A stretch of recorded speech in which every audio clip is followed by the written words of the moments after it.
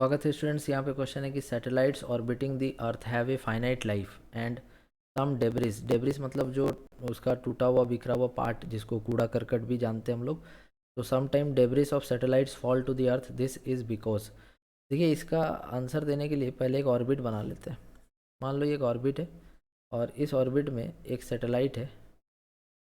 यहाँ पर ये सैटेलाइट है और ये अर्थ है। सपोज अर्थ से इसका दूरी मान लो r है, अर्थ का मास m है, सैटेलाइट का मास स्मॉल m है। तो जो सैटेलाइट यहाँ पे इसके चारों तरफ घूम रहा होगा ना, इसके पास दो एनर्जी होगा। एक तो काइनेटिक एनर्जी होगा जो होता है ½ mv², और ये v कौन सा लेना है, इसका ऑर्बिटल वाला। ऑर्बिटल वेलोसिटी होता है √g m/r। v² क्या हो जाएगा, ½ m × m × g m/r। तो ये सॉल्व करेंगे तो काइनेटिक एनर्जी जो सैटेलाइट के पास है वो है Gmm/2r। इतना इसके पास काइनेटिक एनर्जी है। ठीक है। एक एनर्जी और होगा इसका हाइट की वजह से, जो होगा ग्रेविटेशनल पोटेंशियल एनर्जी, और उसका फॉर्मूला हम पढ़ाए थे माइनस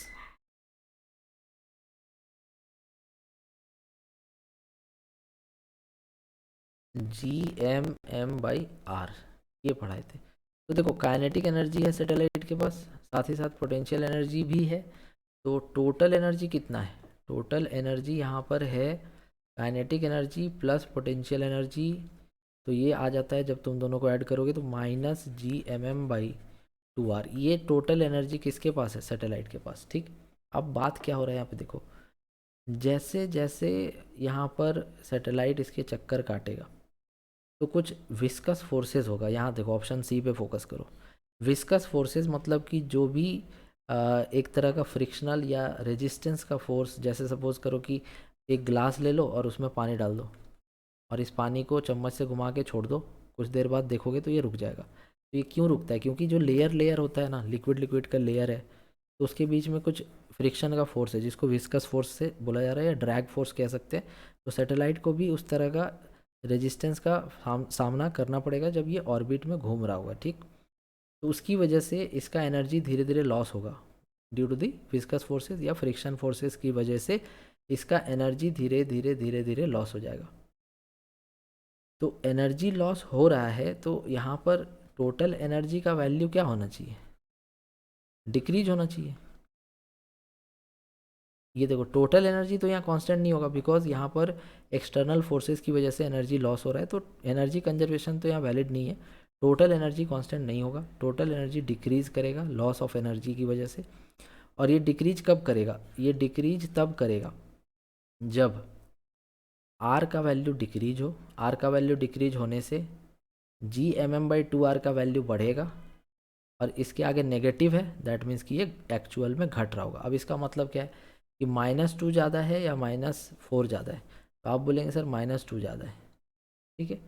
तो नेगेटिव में वैल्यू यहाँ पर बढ़ रहा है, दैट मीन्स कि एक्चुअली इसका वैल्यू क्या हो रहा है, डिक्रीज हो रहा है। जैसे Gmm/r का वैल्यू, Gmm/2r का वैल्यू सपोज 4 है, बट उसके आगे माइनस है।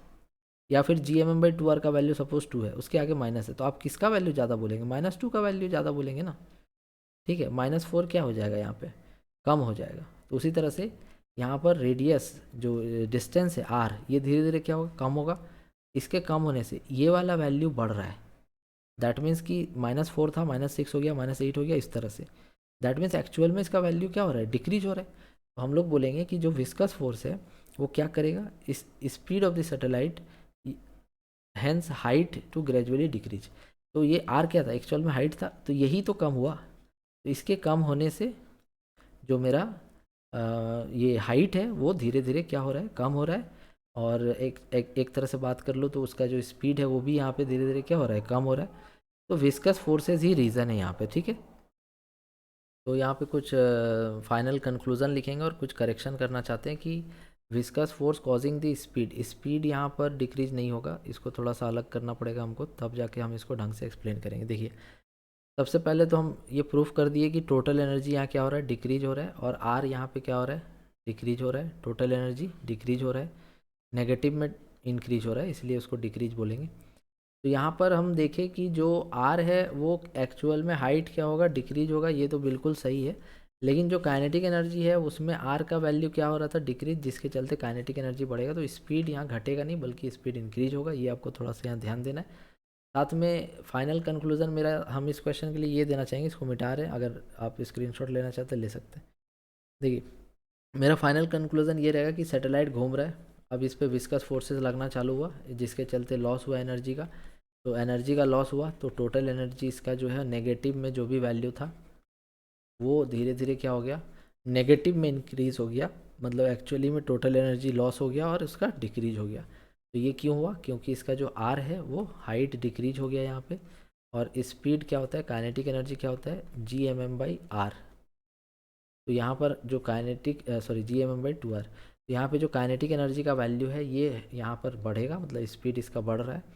पोटेंशियल एनर्जी का फॉर्मूला क्या था, minus G M M by R, तो इसका जो वैल्यू है वो घटेगा, क्योंकि आर के घटने से ये वैल्यू बढ़ेगा, और नेगेटिव में जितना ज़्यादा बढ़ेगा हम बोलेंगे उतना वैल्यू कम हो रहा है। तो मेरा फाइनल कंक्लूजन ये हो गया और ऑप्शन इसका सी हो गया। बस यहाँ पे आपको ध्यान देना कि speed will increase and height will decrease. तो आई होप आप ये क्वेश्चन समझ पाएंगे। Thank you so much for watching.